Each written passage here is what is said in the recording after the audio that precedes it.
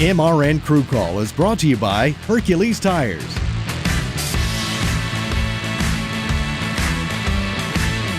Hello again, everyone, and welcome to another edition of MRN Crew Call, the program that takes you behind the scenes in the NASCAR world. This week, we're going to talk about how one team in NASCAR has been going above and beyond the call of duty to help out with the pandemic response for COVID-19. That's Stewart-Haas Racing. We'll talk about that next. Sir, are you aware you were going 40 miles an hour? This is a residential area. Sure, but I'm on my lawnmower? Wait, am I getting a ticket? No, I've just never seen anyone top 9 miles an hour on one of those bad boys. And mow their entire lawn in 30 seconds? What got into you? Well, it did fuel up at Sunoco this morning. At Sunoco, we know how to fuel peak performance. We've been doing it for American racing for over 50 years. Fuel your best. Back on MRN Crew Call, and we're joined now by Mike Verlander, the Vice President of Sales and Marketing at Stewart-Haas Racing. And I don't think, Mike, this was something I would ever say in a racing-related interview, but we're going to talk about a drone logistics operation for pandemic response. That's a mouthful, but it really is for a positive cause, a good cause, and the whole NASCAR community has jumped in with both feet to try and help out during these times. But not many as much as you guys are. First of all, welcome to the show. And second of all, what does that even mean? Great question. And I'll trade you. I never thought I'd be having a conversation with somebody about our drone involvement, right? That's something that sounds like it's out of a sci-fi movie, but yeah, it's been something we've leaned in and embraced very well. We started a relationship with Novant, and we've known those folks for quite a while. We actually share a cul-de-sac with them on our campus where our Formula One and NASCAR buildings are located. So we've known them through local county and city initiatives. And when this pandemic hit, we obviously weren't racing, as you guys know. And we had some folks that had some time on their hands. And as you know, we have some of the strongest and brightest minds in manufacturing. Whether we're guys who won't sit still under any circumstances. Absolutely. Yeah. And that's where, so, I'm going to brag a lot on our folks, but this is an opportunity for us to do that. And so we were in communication with Novant, and they said, hey, we understand you have a lot of people with high level skills that aren't able to use them right now because we're not building race cars, and esports was exploding, but you don't put a lot of fabrication into your esports program. So we were able to work with them and start that relationship on some things that ultimately led us to this drone exercise, which, being owned by a high-tech manufacturer in Haas Automation, it's something we embrace. Yeah, I mean, it seems like something out of the Jetsons. And essentially, we've been hearing for years that a lot of the bigger delivery companies might start moving to this model as we go on. But in a situation like this, it seems like the advantage is you can move smaller packages more quickly than waiting to load up a truck, or more efficiently than you could, load up a truck for one smaller package. Correct.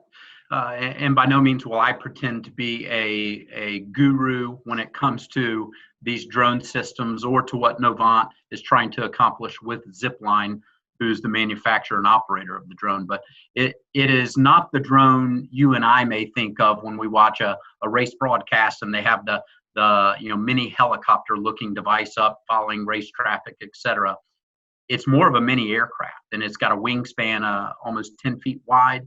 And it has a longer range in that it can carry packages up to really 3 to 4 pounds. So we're not carrying, tremendous payloads. It's smaller things such as PPE, which, 4 months ago, none of us would have known what PPE is. Now we all know what it is. So what it provides is contactless delivery to medical facilities, be it hospitals, outpatient centers, from their location close to Stewart-Haas Racing, which is a logistics center where a lot of that stuff is housed. So it's got a long range.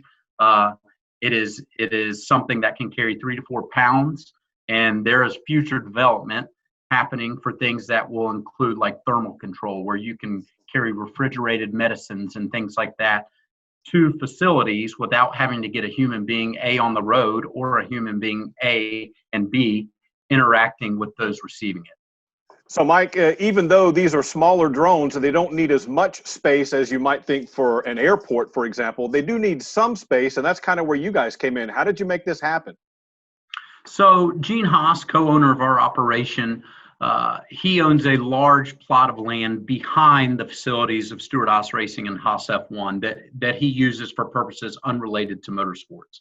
And on that plot of land, there are a couple buildings that have been constructed, but there's still a lot of open space. And so we obviously kept Mr. Haas and the executives at Haas Automation abreast of what we were doing with Novant to serve our community.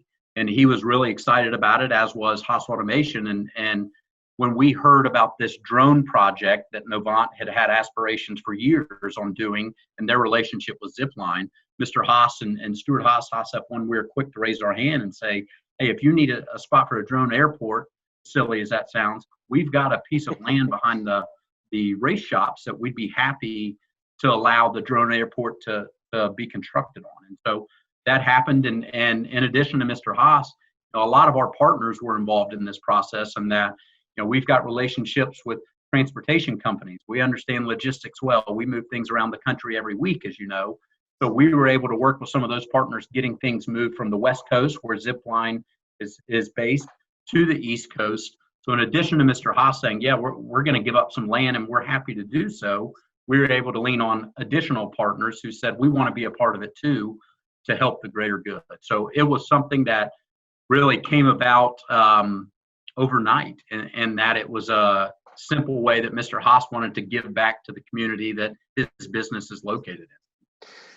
As an aside, you mentioned some of the other involvement that you guys have had along the way while we've all been figuring this coronavirus COVID-19 pandemic situation out. And it's long been, as you know, a tradition in the NASCAR community to jump in and help when somebody needs it. And you guys have really jumped in as well. I think I read you delivered 20 million face masks and built 120 webcam carts. How do you come up with this stuff? Is somebody coming to you and going, hey, we need some web carts, we can do that? Or is it something where you guys are brainstorming as well to think, what can we do? Yeah, it was a bit of the former of what you said. So obviously built good rapport with some of the executives at Novant, including supply chain and logistics, and the folks who have been hyper important to their business during this pandemic. PPE and things like that, as we know, have been scarce. And so we've stayed in communication with them, and they would reach out saying, here's our need. Do you know of anyone who could help? And we would raise our hand and say, we can. So, we've got 350 plus employees and families that make Stewart-Haas up. And while we put race cars on tracks, it's about the human beings that prepare them. And as we said earlier, we've got some of the greatest engineering and manufacturing minds in the country, NASCAR or not. And so with the medical carts, it's basically a mobile unit. If you envision a hat rack that has a camera on the top and has wheels on the bottom and has the capability of holding monitors and CPUs, et cetera, that's what we manufactured. And we are not the first to do this. There are plenty of those carts being used in the system now, but as the pandemic hit, those carts became a little bit harder to find, and their manufacturers obviously were at capacity. So we leaned in, and the carts allow doctors to interface with patients without actually going into the room. So no different than we're doing right now via Zoom. Yeah. It's a Zoom evaluation of the patient where the doctor's not bringing germs in. So we were able to put our engineers to work, and we manufactured a couple prototypes, and the executives from Novant came to our facility, all 6 feet apart, of course, and we looked at it, and they poked holes in it and said, let's make it do this and that. And our engineers embraced it, and using Haas Automation equipment and Autodesk software, we designed the new ICU cart that was approved by Novant, and then put it into our manufacturing system with fabricators, et cetera. And we're going to deliver, I believe, 110, 120 of these things. Wow. Now we've warned them that, yes, our engineers got really excited. They built these things with a low center of gravity, very different than your traditional cart. Yeah. But we don't advise doctors and nurses to race them through the halls because we don't want that liability. I was going to say, I just had this mental image, engineers love a challenge of your guys around the shop clearing out some space and kind of racing these things around as they were testing them out. That had to be quite the process to witness them kind of scratching their heads and coming up with real world solutions, though. I mean, on a serious side, that's got to be just fascinating to watch.